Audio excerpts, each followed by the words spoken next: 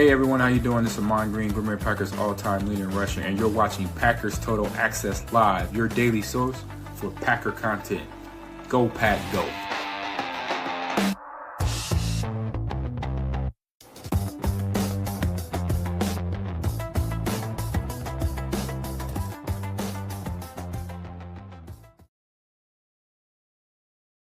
What's up, guys? Welcome into Packers Total Access. My name is Clayton. You can check us out on Packernet.com. Find me on Twitter at Packers_access. Joined alongside Tim in a chilly Green Bay, Wisconsin this evening. And we're here to break down Chalk Talk. I think it's 14 plays is what we settled on. And I'm sure there'll be some plays that you guys and gals would have liked to made the cut too. We had to cut it off somewhere. So maybe we could talk about those a little later in the week as well. But we're going to be breaking down that Thanksgiving Day win, the Packers over the Lions, and showing you what happened, why did it happen, some of the key players, some of the specifics into the detail of the plays themselves. We're talking route combinations. We're talking passing concepts. We're talking run game, defense, Micah Parsons dominating, some of the coverage on the back end that made Jared Goff to hesitate, allowing Micah to get those sacks, all that stuff we're going to cover tonight. We're also going to hit a little injury report, a little LVN update, and then 3 players potentially returning to the Packers sooner rather than later. But before we do, if you guys would do that YouTube stuff for me, hit like, hit subscribe. If this is your first time tuning into PTA, welcome. Thank you for making us a part of your evening. We're not experts. We're not insiders. We're not media members. We're fans just like you talking Packers on the daily. So if you're looking for that type of content, make sure you hit subscribe and click that bell icon so you're notified when we go live in the future. I see the chat is already on fire in here, Tim. If everybody would hit that like button for us, we would greatly, greatly appreciate it. It's the only cost of admission here at PTA is just to hit that like button. Tim, man, it's good to talk to you. I feel like we haven't talked in weeks here, man. Yeah, it's been a while, man. I'm glad to be back, talking some ball, ready to catch up. I see you've been flying solo. Great content, man. Ready to go. It's been fun, man. Bears week, man. It's Bears week. Let's get ready. It is the Wild West out there on social media, man. It's so funny, too, because the Bears fans have talked so much trash, and then we get the game week, and you get these random Bear fans like, yeah, boy, you guys are cocky, ain't you? You really think you got this in the bag? Like, hold up a minute. Y'all, the knuckleheads, been saying that. We're over here talking about any given Sunday and talking about your turnover differential and the things that you got to do to come out and win a ball game against a Bears team that just has kind of become scrappy and figured out how to win football games. And now all of a sudden you want to try to flip it like we're talking about a slam dunk win. No. You don't get to do that. We heard Ben Johnson. Remember, he owns Matt LaFleur, right? So let's see him put up here this weekend. I'm excited about it. So before we do any of the Chalk Talk, let's get into some important information here, Tim. Rob Demovsky had tweeted out yesterday, Lucas Van Ness with the foot injury was in a walking boot today. Obviously, this was yesterday. This after he tried to return on November 23rd following 5 weeks out, but lasted just 6 snaps versus Minnesota and then was out again last week at Detroit. Here's what LVN said today about the situation. Quote, "It just wasn't exactly where I wanted to be. Was hoping to get back on the field and return to play. Played a limited amount of snaps, and it didn't feel quite right yet. So just back on the rehab plan and hoping I could turn the corner shortly. But until then, just rehab, work with the training staff and coaches, and hope I can get healthy soon."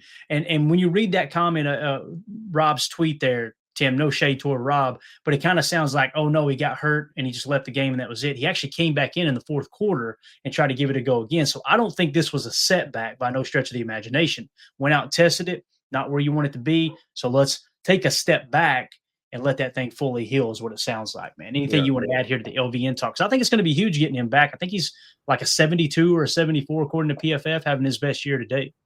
Yeah, I agree. Taking a step back, it's not a setback. You know, we need LVN, and you talk about how he's grading out this year, really good against the run when he's been available. So, take all the time you need. Hopefully, we have him down the stretch, to close the season out. But, going up against the Bears this week, you're worried about that running attack, and you need all hands on deck with, Devontae Wyatt being done for the year. So hopefully LVN's back sooner than later for sure. Yeah, I completely agree, man. I hope he is again, get him to 100%, get him back out there. I think he's going to play a huge role in this defense, like you said, with Devontae Wyatt being out. However, the Packers are getting a little bit of good news coming out of 1265. As Rob tweeted out yesterday, the Packers actually, I think he meant designated 3 players to return to practice: Brenton Cox Jr., Marshawn Lloyd, and Colin Oliver. All right. And then he goes on to say there could be some help on the way for the Packers defensive line. They did. Okay. So he just quote tweeted that about Brenton Cox Jr. So there's actually 3 players coming back. Tim, this could be huge. And again, they're opening the practice window. It doesn't mean they're going to play this week, obviously, but much like Jayden Reed, who we hope gets on the field this week, they're just kind of ramping these guys back up. So we may finally get to see Colin Oliver. If you guys remember, Marshawn Lloyd in the preseason had that 33-yard wheel route. He was looking good before he got hurt again. And, of course, Tim, Brenton Cox Jr. last year, man, I thought he took a huge step. It sucks that he got hurt this year and has had to kind of sit on the sideline. Of course, it does give Barron Sorrell some meaningful snaps, but I do think this defense would be much better with Brenton Cox Jr. rotating in as edge defender. I agree 100%, man. I'm glad that Brenton Cox Jr. is going to be working his way back here. It's been a while since we've seen him play some football for us, and we need it. This D is banged up, and whether it's the pass rush or against the run, man, having Brenton Cox Jr. on the field is a good sign. And then Colin Oliver working back. We've been waiting since preseason to see him on the field. So all signs are pointing to the right direction for this defense as they take one step forward, one step back with injuries. It's nice to get some guys back in the fold. And yeah, what can you say about Marshawn Lloyd, man, on the offensive side of the ball? Josh Jacobs is still banged up. That knee is not 100%. He's grinding through it. Emmanuel Wilson's been playing great football for us. Chris Brooks, great football for us. But, man, you love to get the kid from USC back into the fold right now because he's a dynamic back, and we're going to need it. We're going to need it going forward because you never know who's going to go down in the next few weeks as you make the playoff push. So getting guys back in the mix right about now is great timing, in my opinion. And as the weather continues to turn, obviously in Green Bay and having to play in Chicago, I think they flexed that game here in a few weeks to a 7:15 Central kickoff. So that's going to be an even colder game. You're going to have to lean on the run a little bit more than maybe you would have in the past. So it's going to be really interesting to see how that stable of backs is utilized and who steps up, because I've been happy with them. I'm happy with Josh Jacobs when he's healthy. Emmanuel Wilson, I think, has played outside of his mind. Absolutely awesome performance from him. Chris Brooks, pleasant surprise. He's not going to do anything world breaking, but he's going to pick up his pass protection. He's going to be able to run the football effectively in a sense of taking what the defense is giving him, not doing anything too flashy. He can also catch the ball out of the backfield as well. As Chuck Jagger says there in the chat, back to LVN, we need LVN. That's what Coach Lynn said. And he also said, should have put him on IR. Tim, that is something that I've noticed over the last few years. It seems like the Packers kind of swing and miss on some of those. Like, if you don't need the roster spot, why not just keep them active?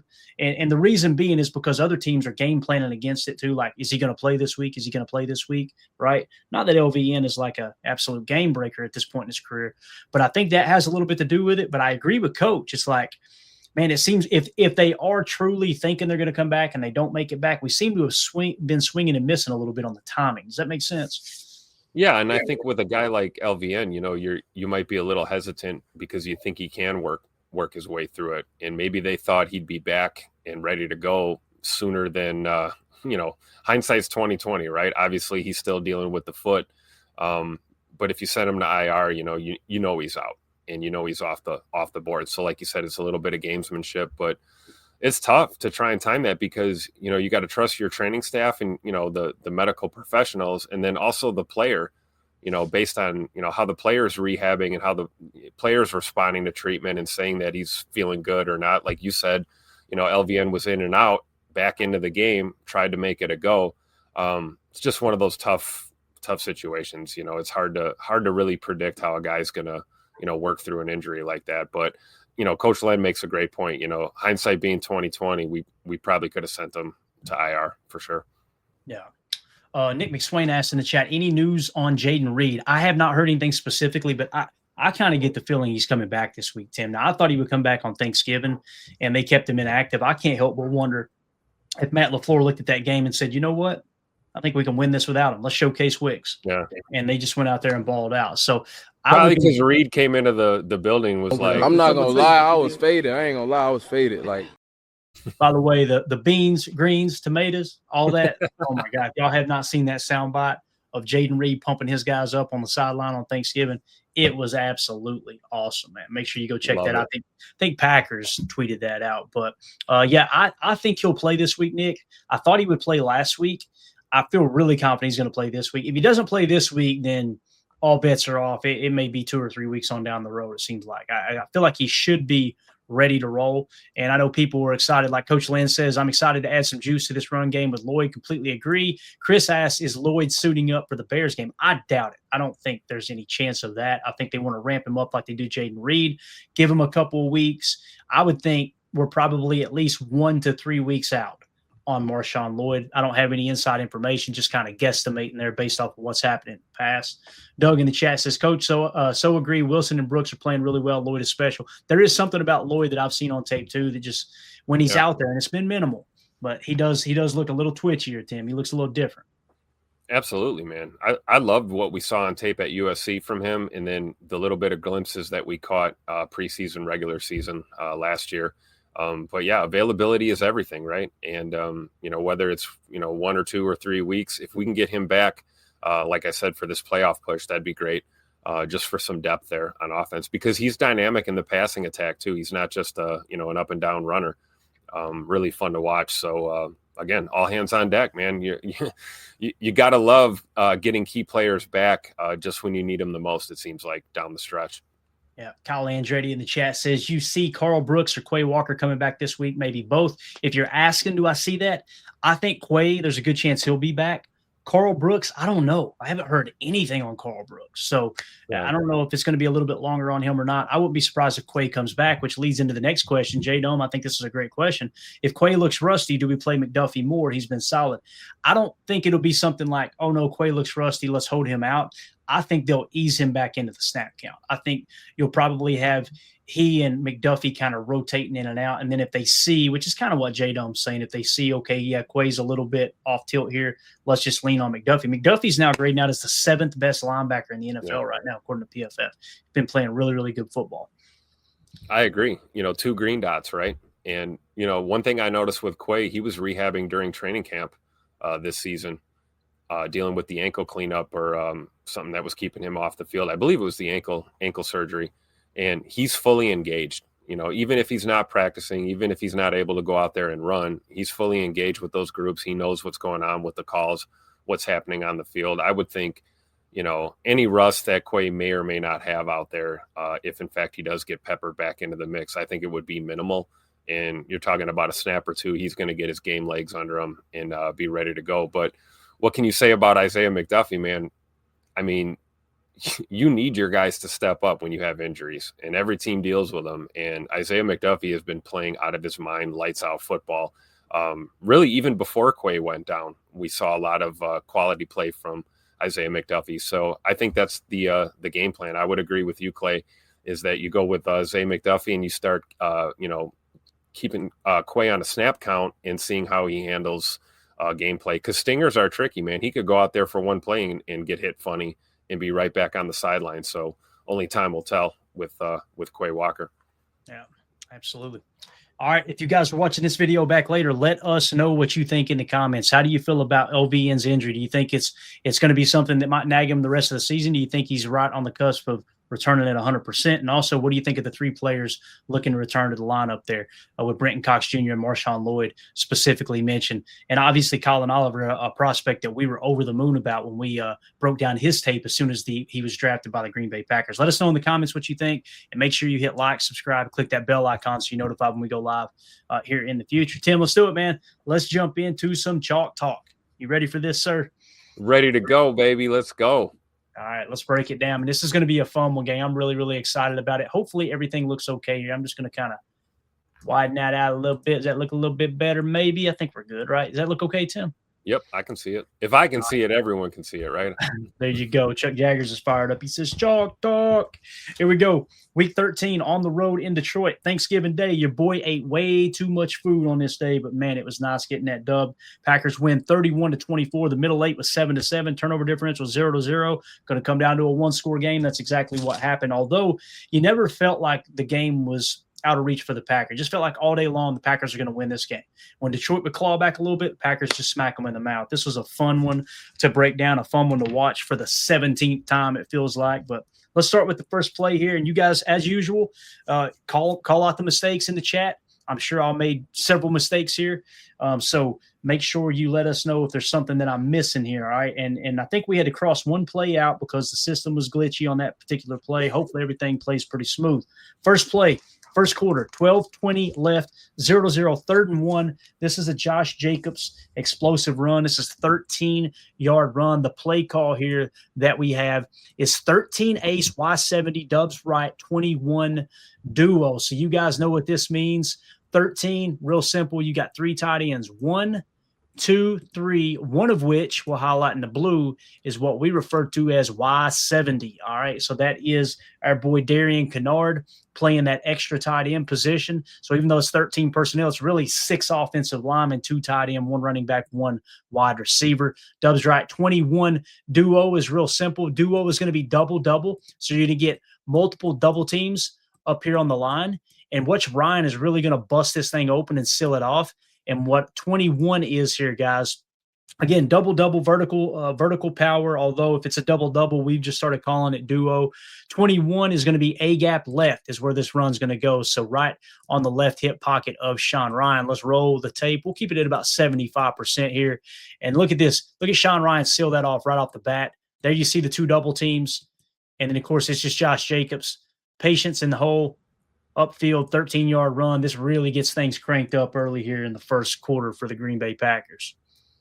This right here is a great look. And again, you're talking about a perfect play design. If you could run it anywhere on this particular look, you want to put it right here, right, Tim? Right inside of there is where you're looking to run. It's going to come down to these double teams. What Belton's going to do is try to hit here and then get to 34. Sean Ryan is just going to seal the inside off. Same way Banks seal the inside off. Double here, and then both of them try to get out here to the extra level. You'll see Jacobs, a little stutter. He's through the gap, and then obviously going to bounce it on out. Beautiful, beautiful play here by Josh Jacobs. Look at that hole right there. Look at Sean Ryan, boys. Right? That's what you're looking for. Look at Banks. Not bad. Now, you wish he could have climbed up to 46. He doesn't, but Jacobs makes sure he clears that just fine. Makes 12 miss, embarrasses him. Bad rep for Luke Musgrave. We won't relive it. Everybody's seen it on social media. So, again, 13-yard run, Tim, not bad there. That's what you want to do against this Lions team. Get the run going early, now play action off of it. Yeah, great job by Nacho Libre at center. This is the game we were talking about, right? We wanted to see a good start out of him, and I think we got one for sure. The snaps looked better, and then pass pro and run blocking was really good for Sean Ryan this week. And great job on that line because they sealed Anzalone off as well. You could tell he was trying to get to that gap, and then Josh Jacobs doing Josh Jacobs things, right? Just dynamic runner, eyes downfield.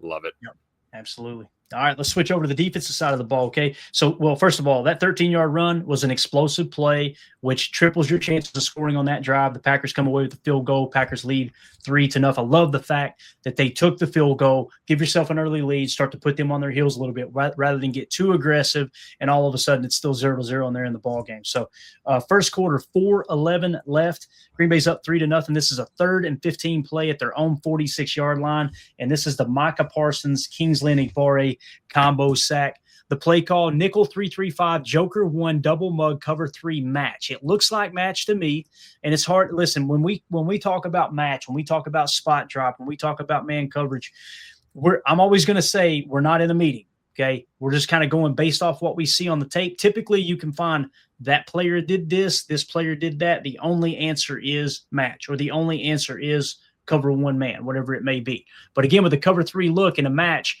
some of this is going to be match technique where if the player breaks a certain threshold, a yard line, then it becomes man coverage. But essentially you got deep third, and one of these 2 cats, I think it's Keyshawn that's deep third here. All right. Now let's talk about what Joker 1 is. There's Joker 1. All right. That is Micah Parsons playing what we call a joker. He's standing over top of the A gap, but he's technically the mock here. But again, we know he's rushing the quarterback, right? And we got a double mug look too, Tim. Notice linebacker here mugging here. We won't call it coffee house because it's not a double A gap mug, but you definitely get a double mug look. All right. So again, cover 3 match if and then. What's going to happen here, though, is beautiful. Cover 3 on the backside. These guys are showing blitz, and they're going to bail. Showing blitz, they're going to bail. And then Micah is going to work the B gap. He's going to work the B gap right, and he and Enigbare are going to meet at the quarterback for a sack right here. Let's roll tape.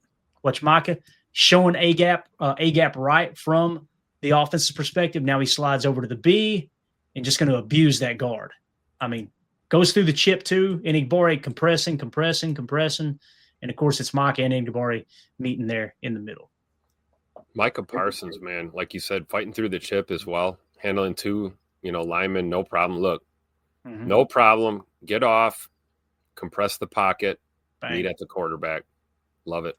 Tell you what I like about this too, Tim. It's somewhat of a coverage sack. You could tell where Goff, look at the stripe of the helmet. He's wanting right here. He's wanting to attack this. But look at X bailing out and making a play here. Look at that. Takes him away. Now Goff goes, oh, crap. And here comes Micah. Bang.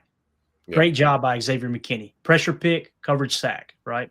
Yep. Great work by McDuffie, too, fading out and holding that space, kind of taking away another option. But, yeah, you're right. Goff wanted to, hey, that's Charlie checkdown, right? He's going to take that. But we took it away. Didn't give him an opportunity. Definitely. All right, fast forward. First quarter, 2:33 left. Green Bay ball. They're up 3-0. 3rd and 2 at their own 31-yard line. This is a Josh Jacobs 29-yard run, boys. Josh Jacobs didn't get talked about enough because Dontavion Wicks stole the show.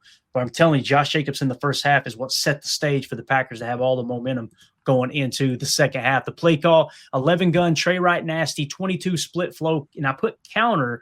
I don't think it's a counter, although you'll see he runs it like a counter, but this is what Josh Jacobs does. What's split flow? It's split zone, okay? So the way this is designed to work, first of all, 22 is designed to go A-gap right, okay? So we're looking to go A-gap right, and here's what's going to happen. Split flow is everybody blocks right, so it's a zone right run essentially, okay? And then you got the tight end coming across to seal it off right here with 92. Now, again, I think it's designed to go here, Tim, but as we roll the tape, you'll see Jacob just kind of gets in here and bounces that thing back out like he does so well. This is what he does so well. Again, 11-gun, Trey Wright nasty, 22 split flow. Could be a counter. Let's see here. So it's not really counter footwork, right? Everybody's blocking right, but watch Jacobs. Just bounce it out here. Excuse me, sir. And 29 yards. Wonder if he saw that pre-snap. Can you go back to pre-snap? You can see Anzalone like just before the snap. He makes that adjustment there, and it looks like they moved half a gap over. And I wonder if Josh was like preemptively thinking, "Hey, I'm going to bounce this thing to the outside." See him shift. Yep. And there's a zone right look. Yep. Bang. Gets a good block. Yeah. So I think it was a 22 call, but he just bounced it out. And of course, Matt LaFleur is going to give Josh Jacobs the freedom to do that, right? Absolutely. Part of his game. He's so good at that. You can run those looks. You're right. It was probably intended to go right up the gut. But you trust Josh, to read it and make the adjustment. Yeah. This is a great look right here. Let's see who blocks down nice right here, boys. Look at Banksy getting out there, right? Getting physical. Yep. Okay. And who is that? Is that our boy, Rasheed Walker, driving 92 out of the look at him take 92. Get the hell out of here, little man. 81 Wiley with a good seal on 34. Yep. Anzalone, a heck of a football player too. Yep. Just a great run. Again, running through arm tackles. You're not going to arm tackle Josh Jacobs. Just ain't going to happen, man. No, not going to happen. So there you go. A 29-yard run from Josh Jacobs. You guys know what that means. That triples your chances of scoring on that drive. Now let's go a little later in the drive. We're in the second quarter, 14-19 left in the second quarter. Green Bay's up 3-0. This is a 4th and 3 play. So you already got the field goal. Now let's go forward on 4th and 3. They're at Detroit's 22-yard line. All right. This is Jordan Love to Dontavion Wicks for the touchdown. Listen, if you're going to go for it on 4th down, don't be afraid to throw a pick deep. Right? It's okay. This is This is one of those calculated risks that you want to take because it is a 4th down if you decide not to run the ball. And the play call that we got here is 11-gun nasty, trips right, F-ship the Dubs, 94-42 T swing. And let's talk about what all that means. So again, 11-gun nasty, right? And we're going trips right, 1, 2, 3 wide receivers to the right, which makes it nub left. Sometimes you'll hear me say nub left. Other times you'll hear me say trips right. Trips right out of 11 equals nub left. Nub left out of 11 equals trips right. I usually try to mix and match just so you get a little bit of both sound on the show. Now, F shift to dub. So they're going to take the F over. Look who's playing F. Dontavion Wicks, right? So he's going to shift over here and make it a dubs look. Now we're in dubs. So again, 11 gun nasty trips right, F shift the dubs. Now we're going to go 94-42 T swing. What this is going to be is essentially a non-fade. It's just going to be a go route once he gets out here, and you're going to try to go to the back pylon essentially, make a safe throw. The tight end is just going to run a curl route here, okay? 42 on the opposite side is a 4 route and a 2 route, so that's going to be a little curl, and then you're going to have a slant underneath it. So he's going to let Watson clear, and then he's going to run a slant here. Dobby is going across the middle. And you got, a quick window here, and you'll have a quick window here if you don't go to Dontavion Wicks up top. And then the T swing is just a swing pass outside. So you can kind of see, if we highlight this in blue, the points of attack, right? Underneath here, you got 2 windows here, a window here, and then, of course, the swing, you can get rid of it early about right here if you need to. Just dump that thing off or hit him in the second window or take your shot. Again, when you're looking at a 4th and 3 play, if it falls incomplete, they get the ball at the 22-yard line anyway. Why not just take a shot at the end zone? They pick it off in the end zone. It goes down the end zone. They get it at 20, no harm, no foul. Once you make the decision to go for it on 4th down like that. And, of course, Jordan Love doesn't miss here, Tim. This is unbelievable. What a catch by Dontavion Wicks. So you see the non-fade. Jordan knows where he wants to go with the football. You cannot throw it any better. You cannot throw that ball any better. This is the better angle here. So you see the cheat. Tim, what's that tell you? They're in man coverage, right? Yeah. And So Matty you got- dialed up a man beater. Yep. Thanks, Tupac. Tupac LaFleur in his bag once again on 4th down. Gotta love it. Man coverage, single high safety. So Jordan knows, all right, we got that pylon shot if we want it. Jordan looks right, keeps the safety at home a bit. Now come back left and just throw a dot. Look at the placement of this pass, boys. You can't throw it any better. You can't. Because he knows that safety's that's that window that you're talking about, right? That safety's got to come all the way over. If I can put it in that spot, give my guy a chance to make a play. And you see what Tay Wicks does, right? Makes a play. And if you throw that ball out, some people were saying, well, you can put that ball out here. It's a little bit better to throw. I know. He barely got his feet in with the ball being thrown right there, right? It's just a perfect throw. I mean, right on the money. Tay Wicks doing a great job keeping both feet in bounds. What a catch, man. What a catch. You could kind of see Jordan, too, was looking at Rome on that crosser. Mm-hmm. It was almost like in one motion he went from that read and just let it fly. Because, probably out of his peripheral vision, he saw Wicks. And, Rome was covered up pretty well. He might have got a completion there over the middle, but, got to love Jay Money, man, taking the kill shot and putting that ball, another dime piece for Tay Wicks to make that catch. Which Absolutely. was a catch, all you haters, by the way. Watch it 1,000 times. That's a catch. I mean, it's so clear that it's a catch. Yeah. And again, if you don't like the rules, then complain to the league about the rules. But we know the whole catch situation. Now I say, okay, is the ball allowed to move? Is it not? I've seen that. I've seen a play similar to that 1,000 times where they always call it a catch. And as long as he had reasonable possession, just because he shifts the ball a little bit, all of a sudden you're trying to say he didn't have possession.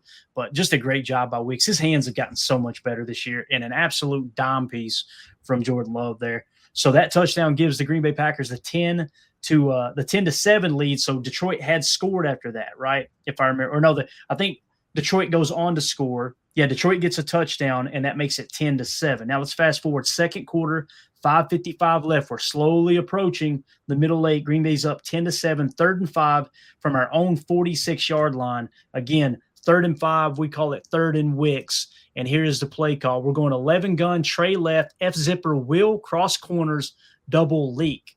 This is, Tim, you notice here lately when we're playing a lot against man coverage defenses, Matt's been breaking out the cross corners, right? Yep. He's setting it up like he's running crossers, like it would be this look here, guys. That's a crossers concept.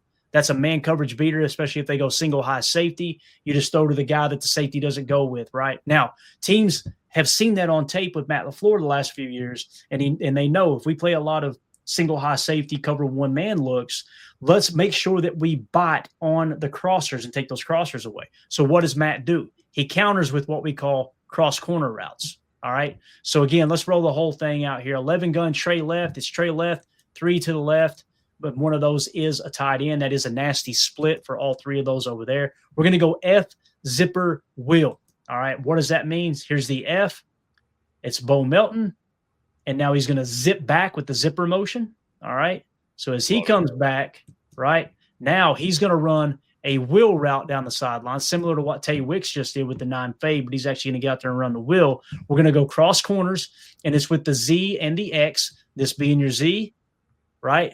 Now, he doesn't break it that far in because the guy plays inside leverage. As soon as they show the inside leverage, go ahead and cut that thing back out. There's your cross corners, and we're going to go double leak. So the T is going to block and leak out in the flat. The Y is going to block and leak out in the flat. So, again, if we're talking about what are the points of emphasis here in terms of attacking the defense? Deep shot here, right? Outside here, underneath here, underneath here. So if they're in cover one man, what Jordan's got to read is whoever's got the better leverage, his side adjustment essentially, Tim, is going to go middle of the field. Whoever's got the best leverage, fire it to that cross corner, essentially is what we're looking at. If they're in cover one man, they're trying to disguise right here. Let's see if they stay in a 2-high shell. All right, so they're in a 2-high shell now, but it is man coverage. Yep. Look at Dobby here would have been open on the crosser, but that's not the call, right? So you see our boy, I think this is Wicks, right? Yeah, Dontavion Wicks. He gets a little hung up, so he just goes ahead and breaks this thing out, and Jordan just puts it right on him. So you see outside leverage here, that's off the table.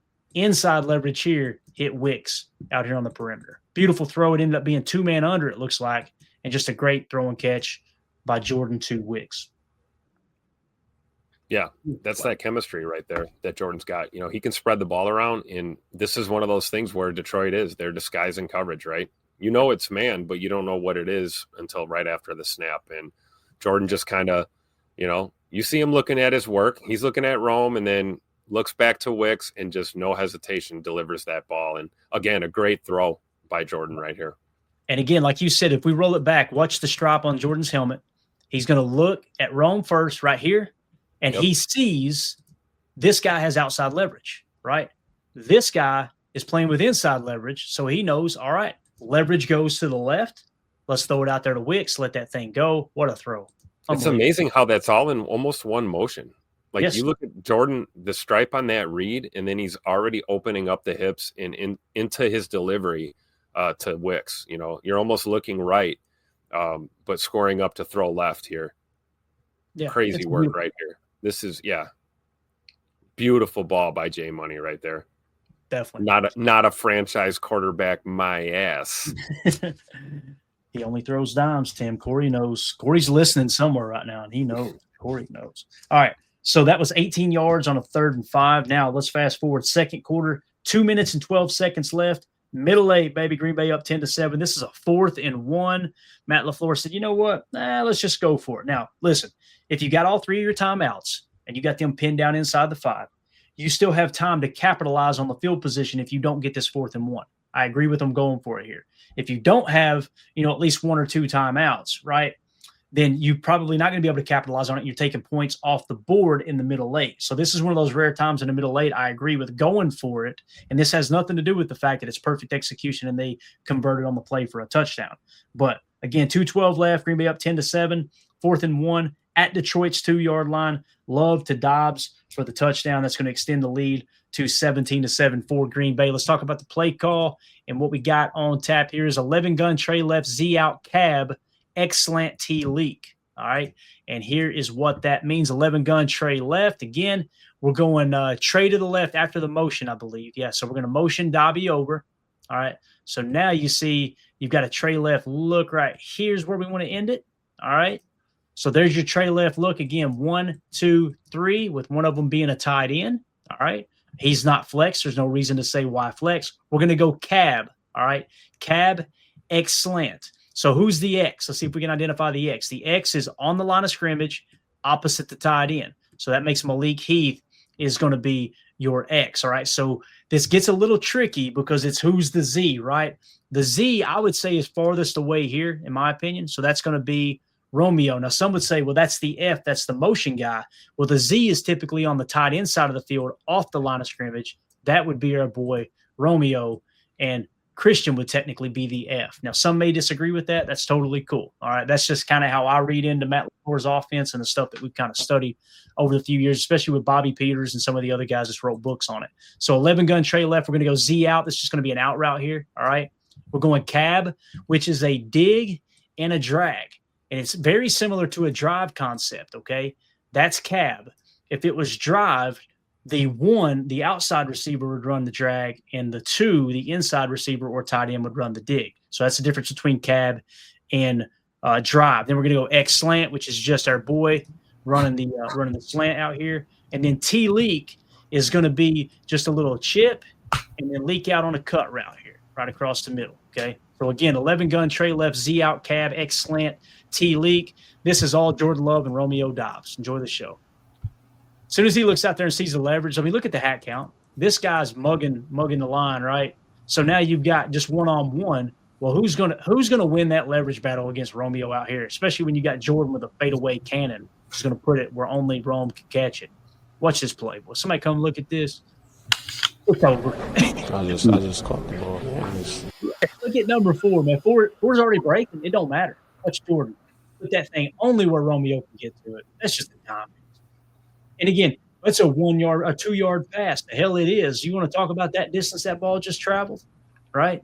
Again, not all 1-yard passes are the same. So just a beautiful play. Love the play design by Matt LaFleur too, using leverage, giving Jordan Love little options. You see our boy over there? It looked like Popcorn Sutton down here doing the jig. Look at that guy dancing out here.